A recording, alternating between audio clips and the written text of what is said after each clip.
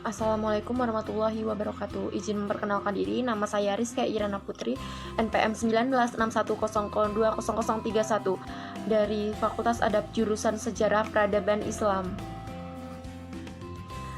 Di video kali ini saya akan menjelaskan lagu daerah, yaitu lagu Laksamana Raja di Laut dari Melayu dan Laut Kidul dari Banten.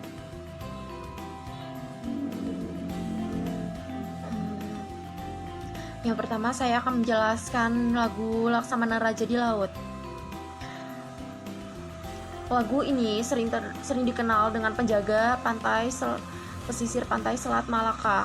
Orang-orang terdahulu tidak asing dengan lagu yang dibawakan oleh penyanyi Konda Iyad Bustami, lagu yang berjudul lagu Laksamana Raja di Laut. Lagu Laksamana merupakan gelar sekaligus titah dari Kerajaan Siak untuk menjaga pesisir pantai Selat Malaka. Yang pertama saya akan menjelaskan lagu tentang Laksamana Raja di Laut yang dinyanyikan oleh Iyad Bustami. Berawal dari lagu yang sangat populer ini di sinetron Negeri Ini, banyak orang mengetahui tentang lagu Laksamana Raja di Laut yang ternyata bukan hanya sekedar lagu.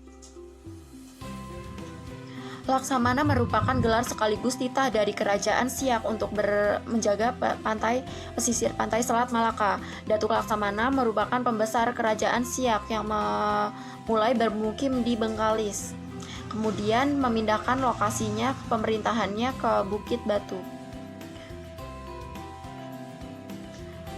Dalam sejarahnya, Datuk Laksamana merupakan keturunan Bugis bernama Daeng Tuagik, anak dari Sultan Wajok yang kawin dengan anak Datuk Bandar Bengkalis, Enci Emas, atau seorang perempuan yang berkuasa di Pulau Bengkalis.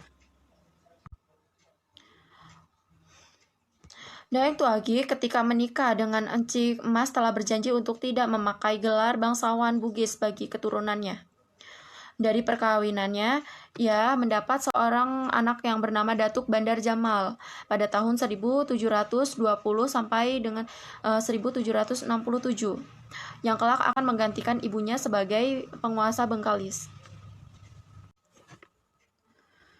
Konon Datuk atau Encik Ibrahim ini disebut dengan Datuk Laksamana Raja di Laut I yang berkuasa pada tahun 1767 Masehi sampai dengan 1807 Masehi.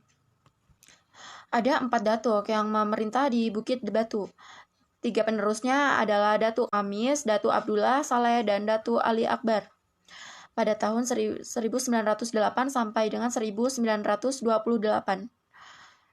Mereka digelari Datuk Laksamana II dan IV.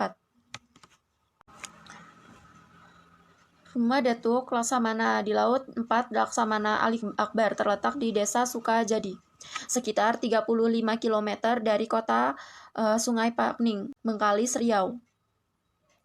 Rumah peninggalan Laksamana seperti rumah adat atau rumah tradisi di Riau berbentuk panggung dengan motif Melayu di beberapa ornamen bangunannya. Banyak kisah-kisah mistis yang diungkapkan oleh warga setempat, terutama harimau jadi-jadian, buaya penunggu, dan lain-lain. Ini terkait sumpah selama 100 tahun yang ramat. Nilai-nilai mistisnya menjadi penarik sekaligus faktor hambat dari sebagian orang yang penasaran makam Laksamana Raja di Laut. Tidak jauh dari rumah Laksamana Raja di Laut akan terlihat 2 makam datuk penguasa laut, yakni Laksamana III dan Laksamana IV.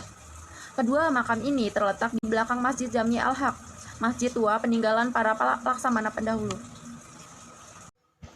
Selanjutnya saya akan menjelaskan sedikit cerita tentang kisah mistis lagu legendaris ini. Iyad Bustami yang ternyata kerap alami kejadian mistis saat membawakan lagu Laksamana Raja di Laut yang karena tidak berdoa, sehingga panggung itu menjadi porak-poranda. Penyanyi senior Iyad Bustami tentu sudah tidak asing lagi di telinga masyarakat Indonesia.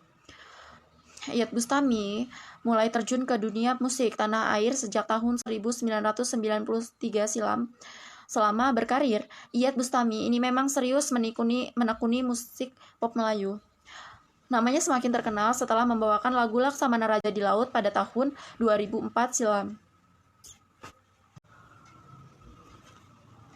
Lagu tersebut begitu melegenda, bahkan berhasil membawanya untuk tur ke luar negeri.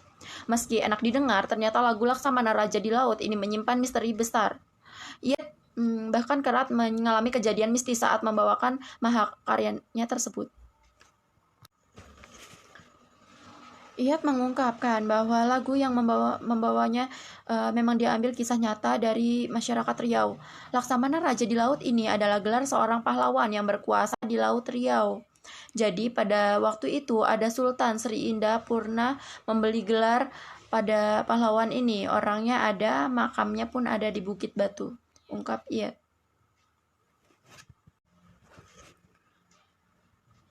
Penyanyi 45 tahun ini bahkan kerap gagal membawakan lagu tersebut lantaran kurang berdoa.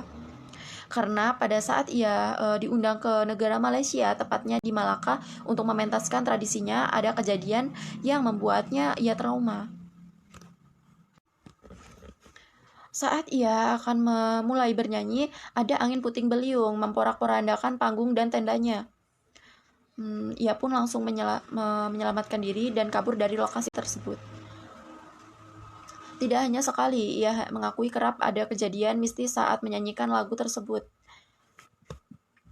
Semenjak mengalami kejadian di berbagai tempat mistis, ia mengaku tak lupa berdoa dan selalu bersungguh-sungguh untuk membawakan lagu-lagunya. Nah, itu tadi teman-teman penjelasan singkat dari saya tentang sejarah di balik lagu Laksamana Raja di Laut, lagu daerah yang berasal dari daerah Melayu. Nah, buat teman-teman yang tadi telah mendengarkan sedikit cerita saya tentang lagu Laksamana Raja di Laut dari Melayu, sekarang saya akan menjelaskan lagu tentang Laut Kidul yang berasal dari Banten.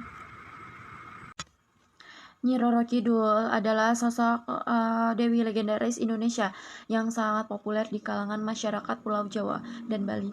Tokoh ini dikenal sebagai Laut Selatan dan secara umum disamakan dengan Kanjeng Ratu Kidul, meskipun menurutnya beberapa kalangan sebenarnya keduanya itu berbeda.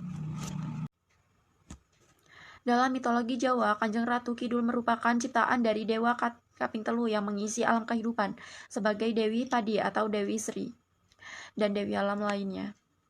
Sedangkan Nyi Roro Kidul mulanya merupakan putri kerajaan Sunda yang diusir ayahnya karena ulah ibu tirinya.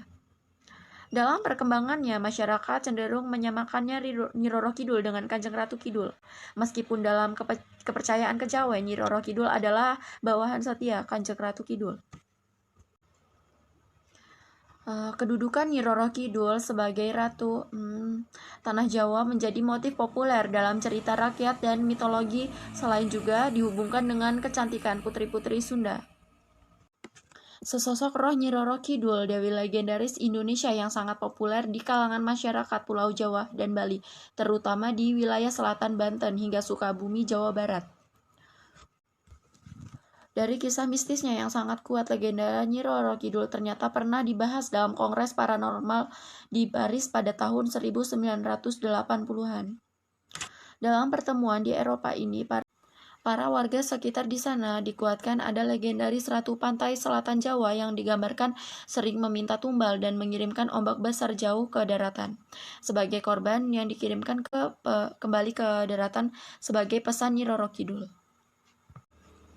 Banyak cerita turun-temurun di sejumlah daerah yang dicocokkan dengan kejadian tsunami. Dia mendapat cerita sebelumnya merupakan pengetahuan lokal. Pengetahuan tradisi maupun kisah mistis itu muncul setelah tsunami pada tahun 1907. Disebutkan kembali pada tahun 1907 itu di pulau itu memiliki andil yang bersamainya pada pengetahuan tersebut. Catatan sejarah penelitian geologi menunjukkan bahwa pulau itu melanda tsunami pada tahun 1707. Mungkin itu saja penjelasan dari saya tentang lagu Laksamana Raja di Laut dan Laut Kidul. Kurang lebihnya saya minta maaf dan terima kasih. Wassalamualaikum warahmatullahi wabarakatuh.